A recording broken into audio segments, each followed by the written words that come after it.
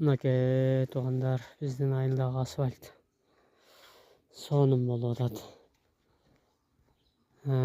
Башталганына 3 күн болуп калды.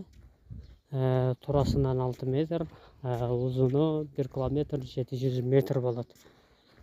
Жана 1-2 күндөн бери башталды. Биринчи күнү 11 машина растовар келди, карамай. Экинчи күнү 8 машина келди. Бүгүн дагы келет деп атат, Кудай кааласа. Бүгүн дагы бир 10го жакын машина келет го дейм. Ошо келсе, ошо асфальт башталат Кудай кааласа. Азыр ушул айылдын башынан баштап ылдыйлап ошол жибек жолго кошулганы кетип атат.